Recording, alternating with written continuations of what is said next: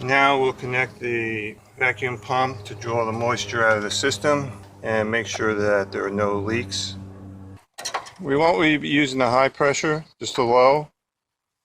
This is a vacuum machine. Will create suction to draw out moisture. So we'll connect the low pressure side.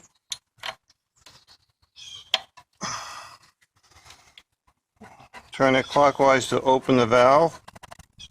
On the gauge, you turn it counterclockwise to open the valve. Right now we're showing 0. When we create a vacuum, it should go to around 25 in the green.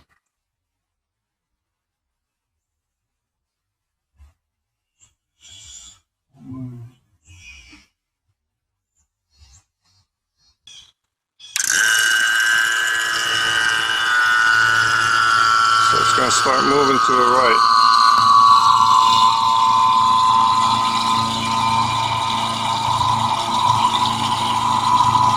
Since it's a big system, it takes a while for the needle to swing as it keeps pulling vacuum.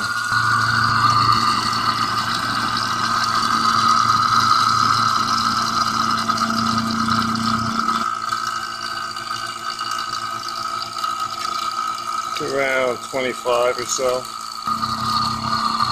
Now if we don't have any leaks, if I turn off the machine, the vacuum should not go down.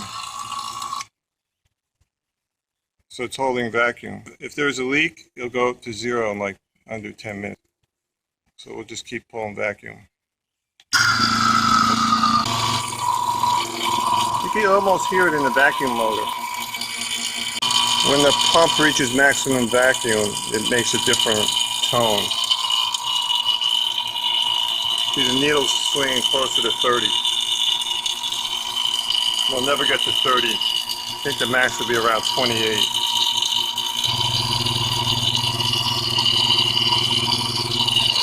To test for leaks before charging the system, close off the valve.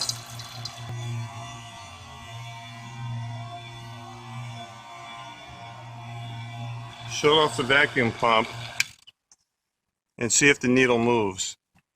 If there's a leak, that needle will move back to the 0 mark. Since the needle's holding steady, we have good vacuum with no possibility of leaks. Since there was no leaks, which is commonly referred to as an open system, there was no need to replace the accumulator, which is up against the firewall. So now I'll close off the valve, turn off the machine.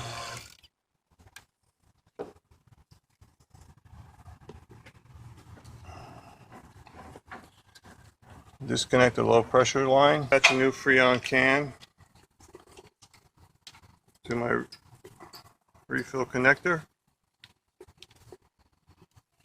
And without starting the engine, reconnect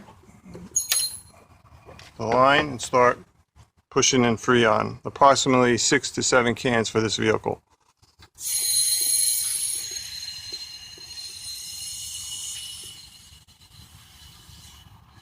It's good to move the can up and down. The vacuum for the first can will just suck the Freon in.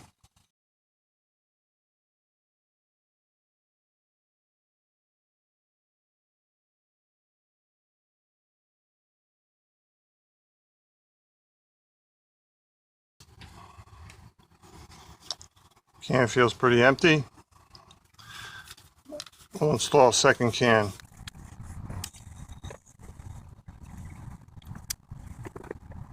In a fully charged system, when the vehicle is not running, the needle should appear in the red zone. This temperature sensor is tied into the AC, so I'll just temporarily connect it. Now I'll start the car and engage see if the compressor engages.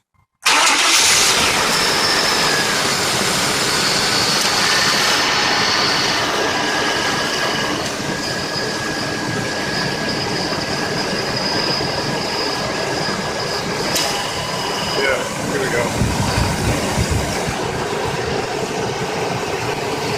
The needle will jump back and forth until enough Freon is in the system. So I'll just keep filling it up.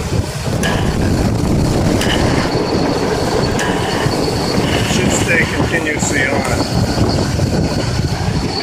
So there's not enough Freon in the system.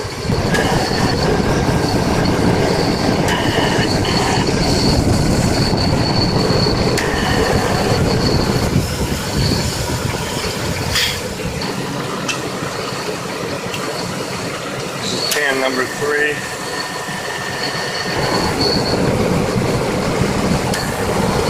It's dropping below the green.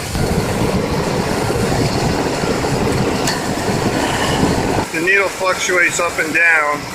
That means that optimum amount of Freon isn't in the system. The compressor should not be turning on and off. It should stay on if you had a fully charged system. So now it's compressing. Pressure's dropping.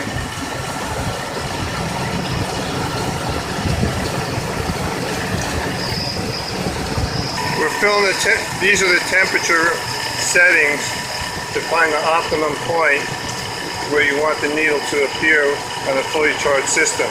We're still a little low. We're at 73 degrees ambient outside temperature.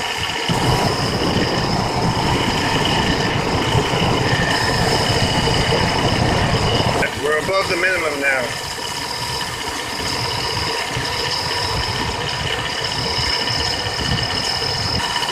The compressor hasn't disengaged, which indicates that we're reaching optimum Freon pressure, and the needle isn't moving very much. So we'll just probably need another half can of Freon.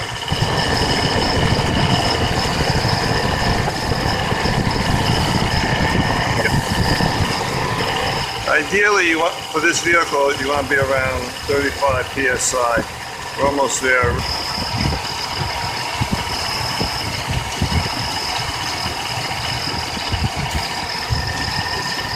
Yeah, it took around 6 cans of Freon. We're right around 35. That should be good.